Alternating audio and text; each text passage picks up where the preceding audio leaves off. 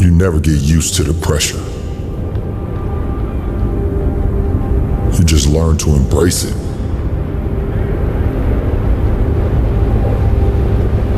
Expectations aren't a burden, they're a privilege. Because it could be worse. LeBron James may be leaving the Lakers. This is interesting. So Austin Reaves, Lakers signed a contract this week. Now they got to work on that LeBron deal. We've discussed this. You can't sign LeBron to the deal he wants. First of all, cities matter to LeBron. It was the worst team that wanted him. I think if he were to go to Miami, he would solve a lot of what their potential issues are. That Miami team could win the title. Hey everybody, this is Hoop Kage, and today we're going to be talking about LeBron James. LeBron has not signed anywhere. He's not signed with Miami, Warriors, Spurs, wherever he may be rumored to. But right now, the Lakers are giving him every reason to look somewhere else. According to the latest report, Los Angeles has been extremely limited in communication with LeBron's camp. There has been no serious negotiations, no contract offer. And while LeBron waits, the Lakers have already been committed 4 years and $185 million to Austin Reaves and are prioritizing the search for a starting center. Think about how crazy this sounds though. LeBron James, 41 years old, but he averaged 20 points a game, nearly 21 points per game, 7.2 assists, and 6.1 rebounds, while shooting 51.5% from the field and winning a playoff series as well, carrying the Lakers and being the leading player on that team. He's still one of the best offensive organizers in basketball, and the Lakers have not even placed an offer in front of him. This is where Rob Pelinka deserves every serious criticism. Lakers had LeBron James and Anthony Davis, one of the best superstars duos in basketballs in the 2020s. And after winning the 2020 championship, Pelinka repeatedly failed to maintain the correct pieces around those two.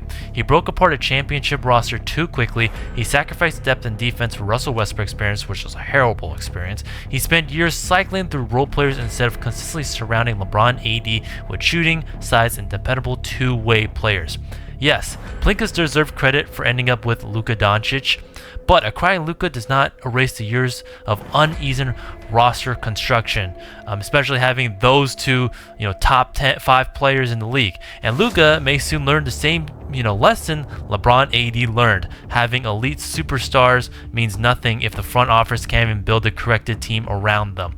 The Lakers clearly need a center. That is not the problem. The problem is treating LeBron like an item they can handle after everything is completed. This is still LeBron James, a player who helped deliver the franchise a championship, a player who remains productive deep, even into his 40s in terms of production, and a player who should at least receive any communication or clear plan. Instead, the Lakers appear to be telling him that Luka and Reaves are the future, and a center is a current priority over him. So with that being said, LeBron may be preparing to take his talents somewhere else. And Miami could give him a basketball role that makes so much sense. Miami would need LeBron, would not even need LeBron to be the leading scorer. They would need him to become the point guard for Giannis Antetokounmpo and Bam Adebayo. We already know LeBron can play that role. The last time the Lakers officially used him as a point guard, LeBron led the entire NBA with 10.2 assists per game. That season, they ended up winning a championship and he won Finals MVP. Now, imagine the same point guard role next to Giannis and Bam. Giannis last season, remember he was hurt, he averaged 27.6 points a game, 9.8 rebounds, 5.4 assists, while shooting absurd 62.4% from the field. The previous seasons he averaged 30 points a game and like 13 rebounds. Bam this year averaged 20 points per game, 10 rebounds, while giving Miami elite screening, passing, and defensive versatility at center. Giannis and Bam already provide power, rim pressure, defense, and rebounding. What they need is a facilitator, a player who can organize the half-court offense, a player who can control the final 2 minutes, a player who can make both big men's lives easier, and that is LeBron. Giannis at his best when he receives the ball with momentum. Instead of asking Giannis to attack the loaded defense from the top of the floor every single time, LeBron can bring up the ball up and use him as the defending screener and roller in basketball. We saw how that worked in LA, where when he was with Anthony Davis went crazy. Now running LeBron and Giannis pick and roll, if the defenses switch on Giannis, he gets a small defender near the rim. If the center drops LeBron, he can reach the middle of the floor. If two defenders commit to LeBron, guess what? Giannis has a quick runaway to the basket, and it also helps. Comes with the weak side. LeBron finds open shooter before the rotation even completes. That's why he's one of the best passers in basketball history. Giannis also just shot over 62% from the field, and he's been super efficient throughout the last couple seasons. Now, given the one of the greatest passers in NBA history, creating cleaner catches and easier finishes, that is going to be terrifying. Now, this is where Bam becomes the connector. He can screen for LeBron while Giannis cuts on the weak side. He can catch the ball in the short, roll and play, 4-on-3. He can operate from the elbow and make the next pass. Instead of, forcing Bam to difficult, offense late in the clock, LeBron can just, place him in the exact areas where it, makes sense and most effective. The roles will be simple for everybody. LeBron's the quarterback, Giannis is the pressure point, and Bam is the connector. LeBron makes the first read, Bam makes the second read, Giannis destroys the rim, and the analytics supports the fit. LeBron still averaged more than 7 assists at age 41. Giannis converted nearly 2/3 of his field goal attempts. Bam produced 20 points and 10 rebounds while defending across multiple positions. Miami would be combining elite playmaking, elite interior efficiency, and elite defensive versatility. The transition offense would be ridiculous. LeBron remains, one of the best, hit-ahead passers ever. Giannis is nearly impossible to stop once, the momentum's right to the rim. Bam can spread with, early screen and trail and play as another decision maker.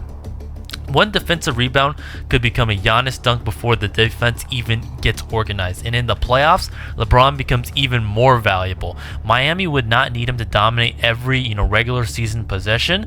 They would need him to control the possessions that decide the games.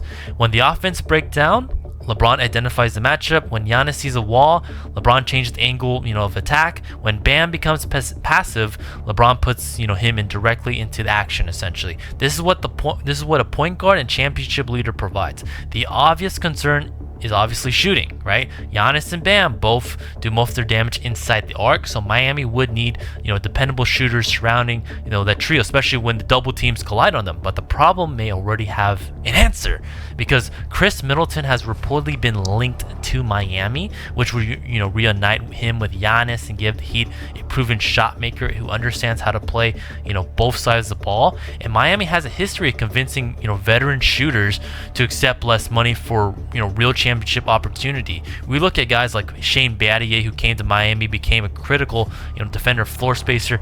Mike Miller accepted a smaller role and delivered a huge playoff, threes. Ray Allen joined, on the mid-level exception, I believe, and eventually hit one of the biggest shots in NBA history.